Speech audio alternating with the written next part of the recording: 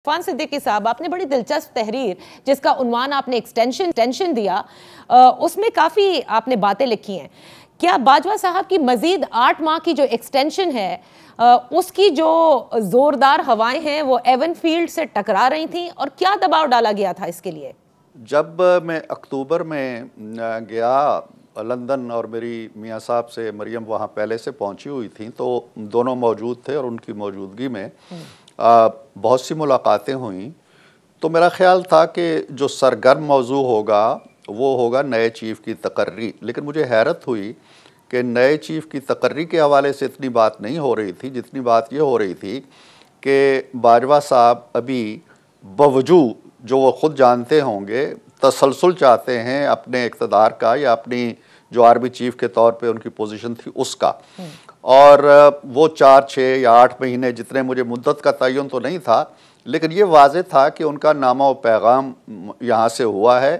कुछ लोग भी गए हैं यहाँ से जिनकी मुलाकातें मियाँ साहब से हुई हैं, और मियाँ साहब ने फिर हरफ़ आखिर के तौर पे कह दिया जी कि नो वे, अच्छा। ऐसा बिल्कुल भी नहीं हो सकता। बल्कि मियाँ साहब ने ये तजवीज़ भी दी कि अगर बाजवा साहब मुनासिब समझें तो वो ख़ुद इसकी वजाहत कर दें कि अब वो मज़ीद आर्मी चीफ़ नहीं रहना चाहते तो अच्छा होगा, अच्छा। बजाय इसके कि हमारी तरफ से कोई इस तरह का पैगाम जाए।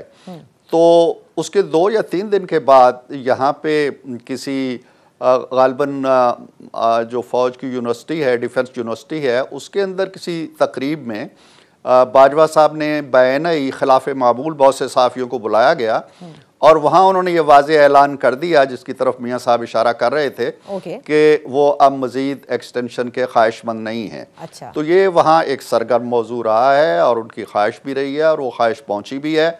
लेकिन मियाँ साहब इस मामले में बड़े फर्म थे, जैसा कि वो एक्सटेंशन के हवाले से हमेशा होते हैं। लेकिन दबाव नहीं था। देखें, जब ख्वाहिश इतने ताकतवर किसी फ़र्द की तरफ से आती है जिसके हाथ में सारे मामलात होते हैं, मैंने तो वहाँ ये तज़किरा भी सुना जी कि मार्शल लॉ को भी रूल आउट नहीं किया जाना चाहिए। तो इसलिए ताकतवर लोगों की जो ख्वाहिशात होती हैं वो मेरी आपकी ख्वाहिशात से बड़ी मुख्तलिफ होती हैं।